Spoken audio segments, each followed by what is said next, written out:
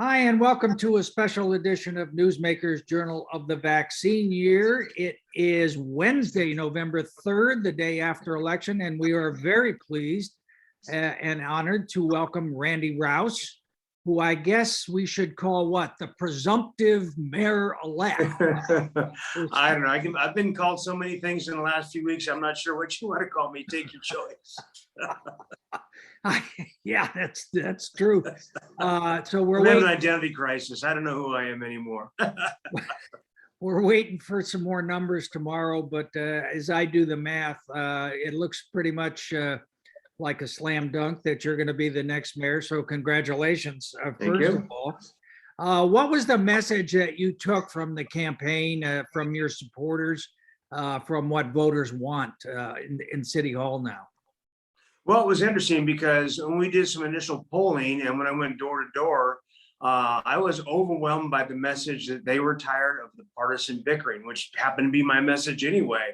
But that's what polled as the number one concern was partisanship and the lack of focus. So it was like, wow, I guess I was on message before I even knew it. And I said last night to a couple of the media that I go, more than just me as a candidate, I think they were really ready to be done with that because they've had so much of it in DC and it's still in Sacramento. And boy, when it comes to local politics, we really need to get away from politics and start doing the business of the city. And I think that message rang true. And I think that's where the support came from. Yeah. Well, but then, all of the incumbents from the council were returned. So you're basically working with the same city council that we had in place. How do you navigate that? Well, number one, I worked with all these people before. I mean, so this isn't nothing new for me. I would like to, I'm going to reach out to them individually and see if we can kind of get together for just a little catch-up chat before we all get back into session next year. And my message to them will be about observations. I go, as a citizen, and I watched you guys, here's what I observed and how we want to proceed from there. Because I don't think anybody up there is particularly satisfied with the way things went between them. Kind of a little bit of a lack of teamwork. And we have some great elements. I mean, there's absolutely nothing wrong with the people that are sitting in those seats at all. It's a matter of saying, where do you want to go and how do you want to get there? And can we get there as a unit, as a team? And can we keep the city first and foremost? I mean, you all may have your own ambitions and what you'd like to do with your political careers or whatever careers. It doesn't really matter. But how do we get to this common ground of saying, okay, this is going to be the best for everybody in the city? And that's hopefully, and I really do believe, knowing these people individually, that we can get there. And I think they're ready to go. I think they're anxious to be there too. Yeah, this was a really big election for a lot of reasons. Coming out of the pandemic, how do we recover economically? How do we deal with these chronic problems of homelessness and State Street and so on? Where not to over dramatize, but people said, look, the city's at a historic inflection point. Where do you think the city is now? Where do you describe where we are with one foot in the past and one going forward? What does it look like to you, the landscape?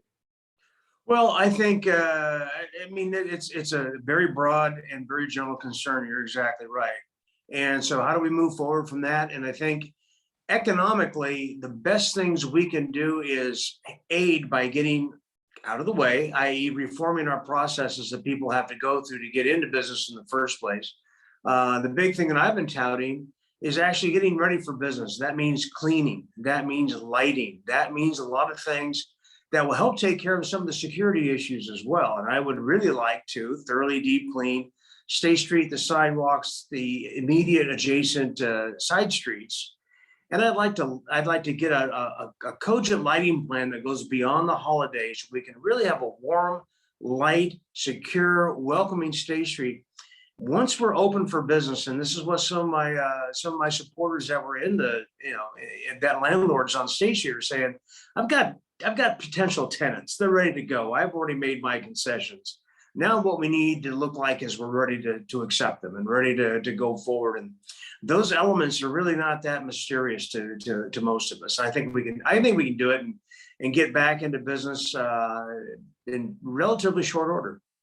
And keeping the promenade the way it is, you were famously, against closing State Street to cars years ago. But Yeah. where do you think it is now? What do you think we ought to do with the promenade?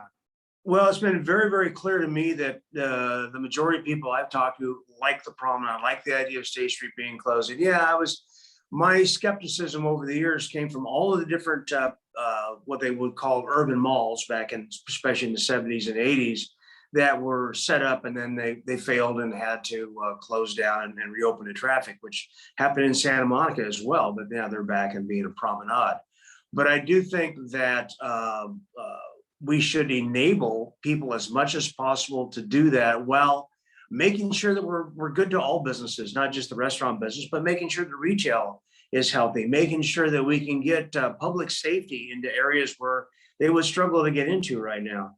And even with retail, some of the comments I heard was it's hard to get their deliveries because there's no backside to those buildings. So I mean, if we can do, I talked about a retractable bollard system instead of the flower pots, where maybe in the mornings, these delivery trucks can get in there, get done, get out. And by the middle of the day, the State Street is closed off again and ready for, the promenade. And we'll also see, oh, hang on a sec. Sorry, my phone does this thing. I don't know how to do this. Anyway, So you were, yeah, okay. So you're saying maybe the deliveries in the morning and then close it back up so that by lunchtime, I guess, things would be ready. Right. But I think I don't also want to jump ahead of the State Street Advisory Committee, who I think is going to be doing a lot of work and putting a lot of time and hours. And I really want to hear what they have to say. They've got some good people on the seated on that committee. And I'm hoping that not only will we get good direction, but that we'll actually follow the direction of the advisory committee and make this work, make it work for everybody. So probably the biggest issue you're going to face in the first year is the city administrator. What is your understanding of where the search is now? And do you think that's a decision that you're going to be able to weigh in on, or is that going to be a done deal and you're going to be presented with somebody? No, I think the decision will be made by the new council, which is me and the new council, and that we always do a broad search to make sure that we've really covered our bases. I have absolutely nothing but respect for Rebecca Bjork, and I think she made a good choice, and Renee Irely is her number two. And I'm hoping, and I assume they are putting in for these positions going forward. And I actually don't know, because I've really kind of tried to stay out of everybody's way and not try to force anybody's thinking into one direction or other, depending on me. But I believe we'll do a nationwide search again, as we did before when we hired Paul Casey. And it'll be an interview process. And I really don't know what it's going to bring up, but I think that when the direction is clear and the leadership is clear cut in terms of policy and we start working as a team, I think those jobs will become, they're not easy jobs, but they'll become easier and more clear cut, and we won't face the difficulties we had before. How about the new police chief? Barney Malakian, who's the interim chief, has already been extended once. What's your understanding of where that stands, and what would you be looking for in a new chief? I'd be looking for another Barney if I could. That's the gold standard of leaders and police chiefs in so many ways. And so somebody who really understood and embraced the community policing idea that we have. We have a really unique department here, and what we have, I spend as much time as I can with the people that are up and down State Street. Now they're on foot, which I love, but see how long that got. I love that. And what I was upset about before was I didn't think they got acknowledged the way they should have gotten acknowledged for who they were. And then all of a sudden every cop became a Minneapolis cop, and I'm going, no. The people that I know out there in our uniforms were just as disgusted, if not more, by their fellow cops back in Minneapolis. And our people do fabulous work. If you walk around with a Kel Hove or a Craig Burley, one of these guys, and see how they handle street problems, it's pretty impressive. I mean, it's very impressive. These guys are professionals, and they really do. It sounds corny, but they love to serve. That's what they're doing. You'd have to be that person to do that job. Well, we do have a problem. What are we down? 22 something officers or something like that, and some, the conditions you reference about being looked down on as cops. Some people have left because of that. For some, for other reasons. How do we get back up to full force quickly? Boy, well, that's a great question, because the hundreds and hundreds and hundreds of people we would get for every recruitment have gotten into a kind of a small number these days, and that's true all over the country. Everybody's going through this. It's still a great career. It still takes a very special person, and getting through background is still really, really hard, and which I appreciate. I don't want to lessen our standards one minute. And when I would go, when Lori was the chief, and I would go to the graduations from the academy, and you'd meet these people, you're going, where do you find these people? I mean, almost all college grads from every walk of life. One woman had graduated from law school and decided to become a cop. I'm going, wow. So I guess the best thing you can do is ensure that the culture is what it should be, that the leadership, i.e. council, is very demonstrably appreciated of these people to help the morale and the culture, because right now, all these recruits, the really good recruits, are in super demand.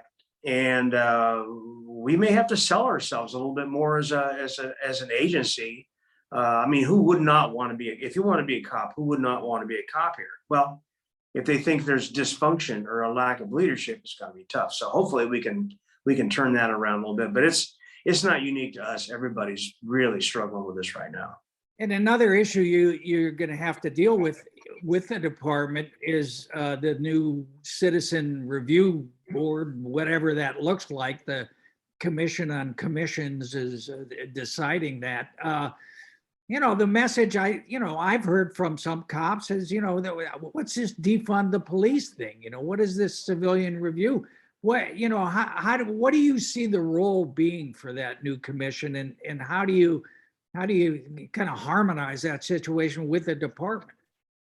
Right. Well, that is kind of my old saying, like, when you go to solve for X, you better figure out what X is first. And I don't think they did. I think this was reaction to the popular rhetoric across the country.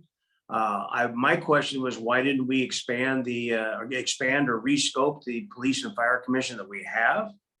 Because this is a really big commission. Now, I've not talked to one cop that's shaken in their boots about the commission. They've all said, hey, that's fine, bring it on. Take a look at whatever you want. I mean, we're wearing body cams, we do what we do, we're professionals. So I haven't heard one uniform that is even sounding resentful about it. I mean, they're fine. My question is yes, what are we going to bring to the forefront? Which problems are we trying to solve? And because if we're trying to solve for Minneapolis, I think we kind of missed the mark. I think we're a different agency, we're a different culture. So I don't know. It's kind of a mystery to me, frankly. I know my colleagues probably don't agree with me about it, but I'm kind of skeptical. They talked about subpoena powers, which I don't think they've really gotten very far with that. And I'm going, this is where it's going to become a very expensive committee to run. We're going to have probably city attorney presence at all their meetings to make sure we don't get too far afield. And that's an expensive way to run an airline. So I don't know how it's all going to end up. I really don't. Like I said, I really want our cops to feel like somebody's got their back, and it better be your mayor and council. I really feel that in my heart of hearts. Now, when we're talking about unity and bringing the city together, I've said this and written this. It just seems like the mayor, both symbolically and substantively, has become kind of a more important position since we went to district elections. Since the mayor is in fact the only citywide elected official that we have. 60% of the people voted for somebody other than you. I mean, so far. So what's your message to the other side, particularly, progressives and if you add up Kathy's vote and James's vote, what do you say to them? Well, I go back to my initial message, no partisanship, no ideology. I have my own beliefs. I have my own politics. I park them at the door. That's the way I rolled when I was on council. That's the way I roll now. That's the only way I know how to be. And that whatever their particular bent or their political beliefs are theirs, and that's fine. I'm still work for them. I don't work for 40%. I work for 100%. I work for 91,000 people out there. And I don't see it any other way. I'm not going to harbor, any kind of resentment or grudges or whatever against somebody that didn't support me or vote for me, because at the end of the day, they're still my boss. And I have to listen to what they say, and I want to hear what they say. And I want to serve them all. As I said last night, I want in 5 years from last night, I want people to say, we are in a better place than we were 5 years ago. And that is my focus. And that's my drive. All right. Okay. Well, if you were going to be resentful about anything, I think it probably would have been, it would be that mailer that, compared you to a Trumpist, a white supremacist or something like that. Have you talked to the mayor about that? No, Kathy texted me last night just as a, real, kind of a tacit thing. We'll be chatting once everything's official on Thursday. I think that was kind of one of those last minute Hail Marys. I frankly, as I said last night to somebody, that's not really the Kathy that I know. And I'm sure that there was, when you're a candidate, you get a lot of advice, solicited and otherwise. I don't know. I think that was unfortunate. I think part of it backfired a little bit on them. I was at houses knocking on doors yesterday during the day, and there were people going, well, I heard you were this Trump. I mean, they practically had me at January 6th in Washington, D.C. with a horn helmet and face paint on. I'm going, so. And I think that's a good look for you, actually. Okay, full disclosure, I owned a horn helmet, but I got a bit of a Viking background. So. Okay. All right. Hey, I like pickled fish. What can I say? All right. So bygones being bygones on that one is what. Yeah, no, that's over. That's water under the bridge. I mean, you can eat that kind of stuff can eat you up. And I was on council for a while. I know what it was like getting the finger wag all the time. And, frankly, in back in my day, when I was in business, particularly, what somebody said negative about my business, the restaurant, stayed with me. I took that home with me all the time. Council stuff, I go, no, I mean that, because it's most people care about what it is, but when they start getting into whether they think I'm a progressive or conservative, Republican or Democrat, I go, that just bounces off. It doesn't mean anything to me. The definitions don't mean anything to me. Hey, let me ask you something. 4 years ago, you were a kind of a reluctant supporter of Measure C, the sales tax increase for the police station and for the roads. And so far, one of the biggest expenditures of Measure C has been this money to the Rose Garden Inn for homeless people. And, it said homelessness in the text of the measure, but I think most people who voted for it thought they were voting for public works. They thought they were voting for infrastructure. Is that an appropriate use of the money? And what thoughts do you have on moving ahead on the police station, which is what people were voting for? Right. Well, I wasn't a reluctant supporter of Measure C because Bendy and I, that's one reason why Bendy came out and supported me publicly.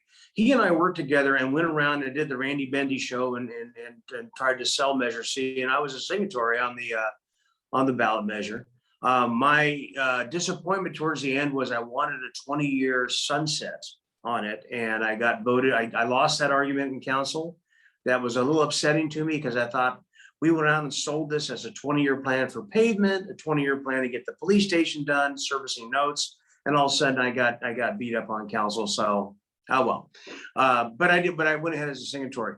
Now, yes, somewhere down the list, it says something about homelessness. To me, that was about maybe if an opportunity came up to build a structure or something else, that'd be one thing. This is infrastructure. And yes, it is a general tax. We are able to use it for those things. But one reason that I sold this thing, I helped sell this thing, was saying, look, our utility users tax, 1% of that is directed to road maintenance. And even in the worst of times, we never diverted that money away. And I go, now we dipped into it for a very temporary, non-structural issue. And no, I was pretty upset with that use of the money, as were the people that helped me drive Measure C through to victory. And so I wasn't, let's put it this way, Jerry. After all the fires that had happened, what was it, like 18 fires in 23 days or something like that, and suddenly like, oh my God, this is a wake-up call. I'm thinking, this is your wake-up call? I mean, seriously, about the camps, everybody's gonna be complaining about them. I go, we just cannot sit back and tolerate this kind of thing to build up, to where it finally explodes. I think that's a misuse of the public trust. I think people talk about, oh, we need to float a bond, for doing this and that. I go, I think you just lost your credibility. You can't do that and then go back to the public and go, okay, that was great. Now here's what we want.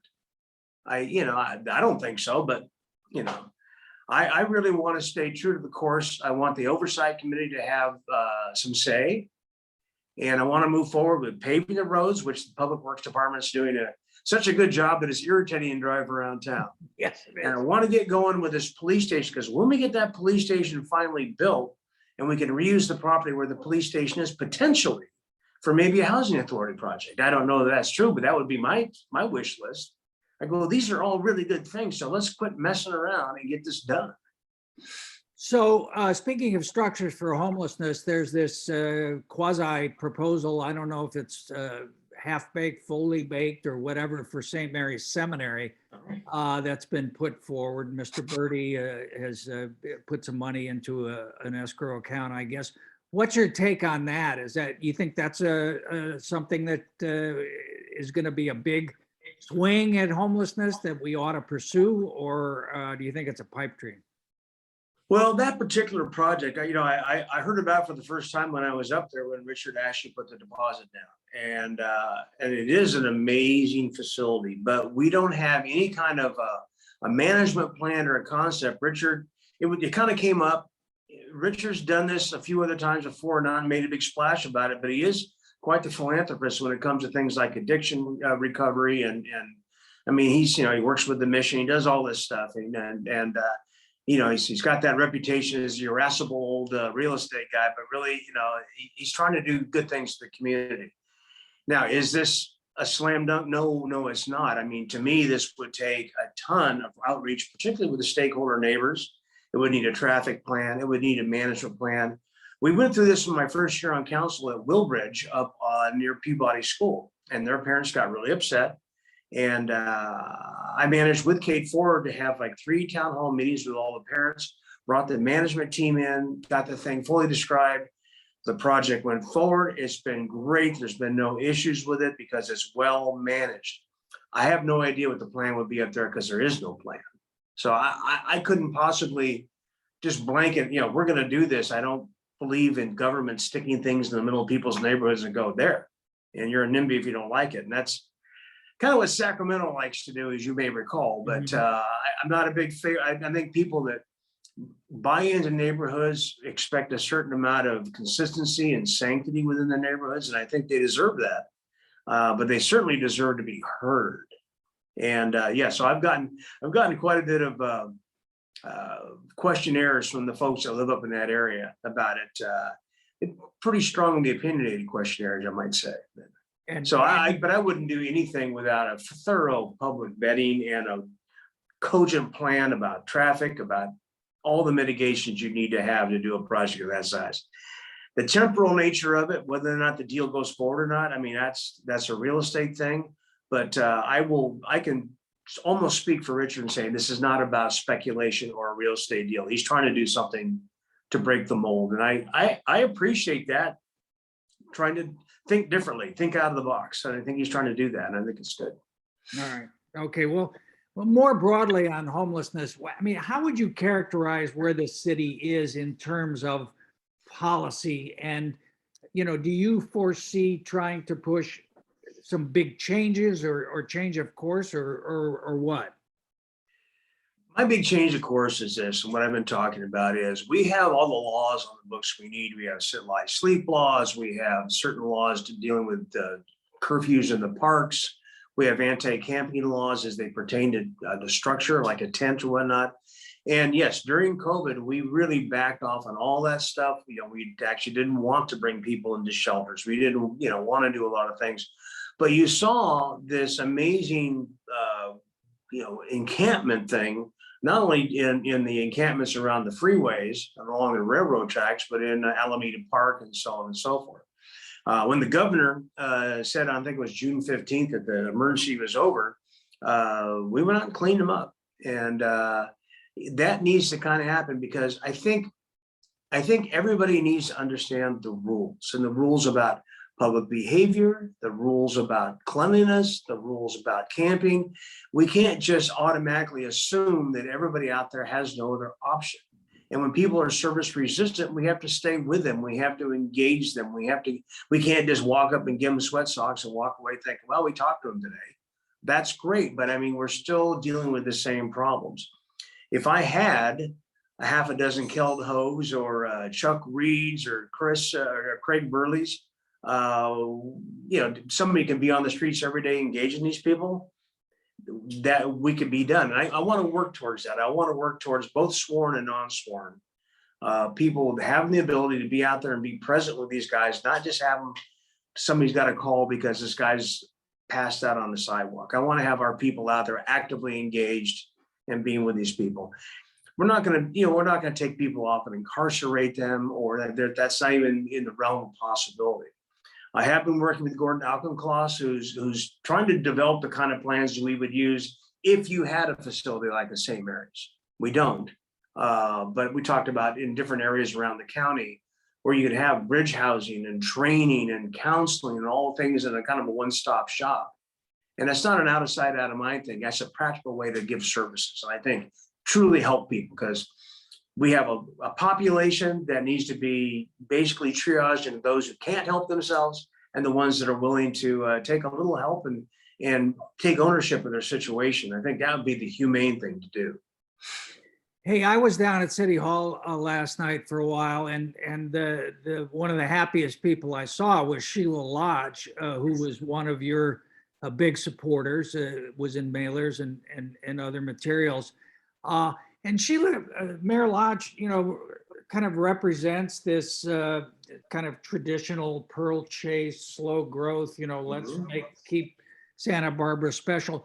Do you think that in the push for quote unquote affordable housing and, building and so on, that sensibility has been lost to a large extent? And is that something that you see needs to be restored?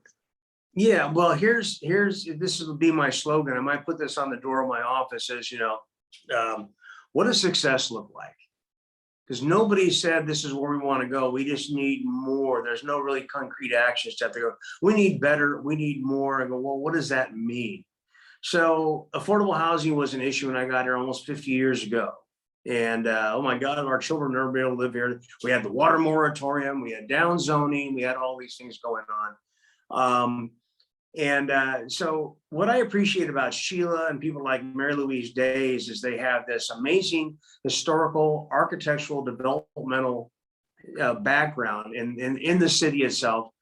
Truly public servants from the beginning of the definition, and no self-interest whatsoever. I mean, they just really, love and want to have the right things for the city. Understanding projects. I mean, Sheila's still active on, planning commission. Understands the density per acre thing that we go through. A lot of the stuff that a couple of decisions I made about on appeals about approving certain architectural things, and she gave me a hard time for it. In retrospect, after I saw them finally build, I went, that Sheila was right again. That's a really ugly building. But you want to name the buildings? No, I do not. But thanks for asking me. No, But it's like when you think about density and this push for density coming down from Sacramento, all these things, you go, okay, let's look at the cities where density has provided affordable housing.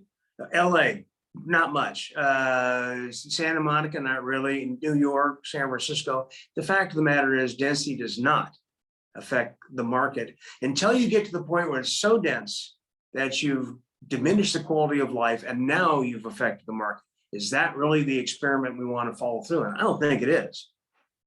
Okay. All right. Fair enough. Hey, let me ask you one thing that's kind of hanging out there from the campaign. You know, there was this Fair Political Practices Commission complaint about Mr. Canal perhaps giving money through business entities exceeding the limit.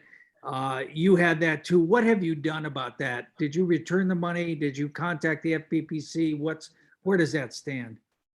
So what I did is when I heard this and they were going after Barrett at the same time, but we had the same situations. Everybody knows that.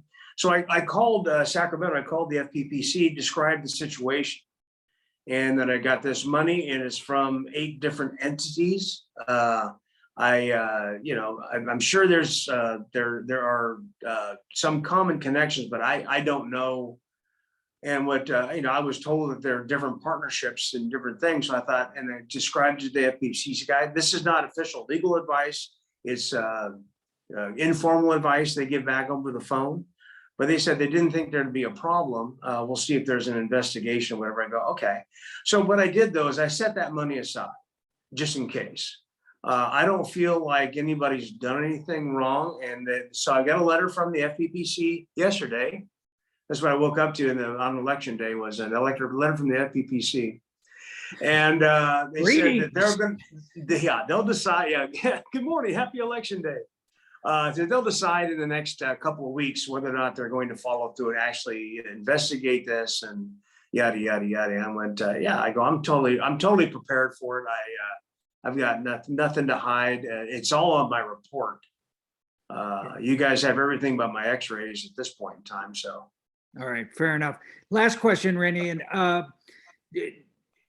again, going back to this notion of the mayor being the only elected official, do you think it makes sense to have a runoff for the top 2 finishers? So for example, you and James Joyce would have a campaign next about your respective visions, so that the mayor ends up getting a majority of support, arithmetically, if you will, after that. Does that make sense to you or not?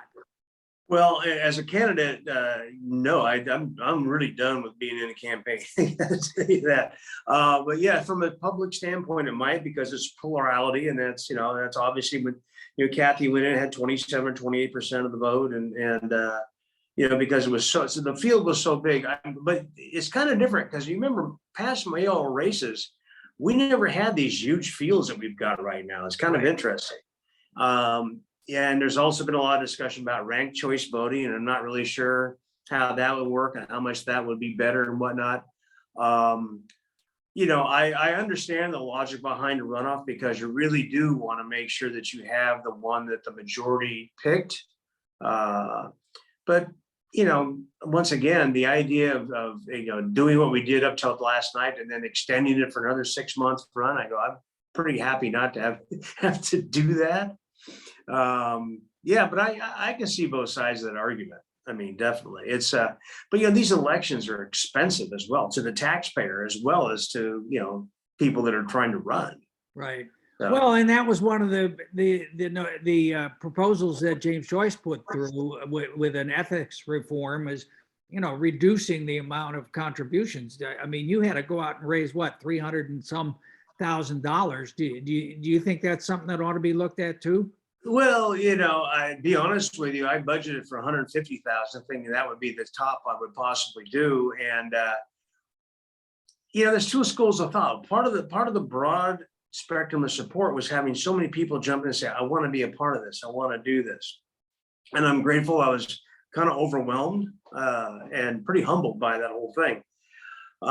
Should, yeah, I would love to suck the money out of politics on every level. I mean, I would love to have publicly funded campaigns for national officials and all that as well. The one thing about when you put on limits and try to reform things, is you get people that don't pay attention like me and forget to file their 497s, which is why I got penalized before, because they changed that rule too. Oops. But that was my fault. But it also, it tends to pump up the independent expenditures, which is the dark money that the candidate has no control over. And because you still have the First Amendment and you still have the right of people to speak, not on your behalf, but kind of cloak it in that, in that sense. And so I think you just shift the money back to other areas where you don't have the control. So, gosh, I don't know, Jerry, that's a tough question. I would love to say, okay, we're all going to spend $2,500, end of story. I was asking my wife this morning, her friend, and we're going, I wonder if you spent zero and just did the media stuff and whatnot and didn't do signs. I mean, I wonder how different the results would be. Is the spending the money really what got you there? Yeah. And I go, I don't know. I mean, we spent a crazy amount of money.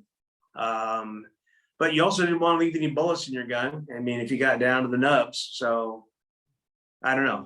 Great questions. All right. Randy Rowse, presumptive mayor-elect. That's what I'm going with for now. Thank you.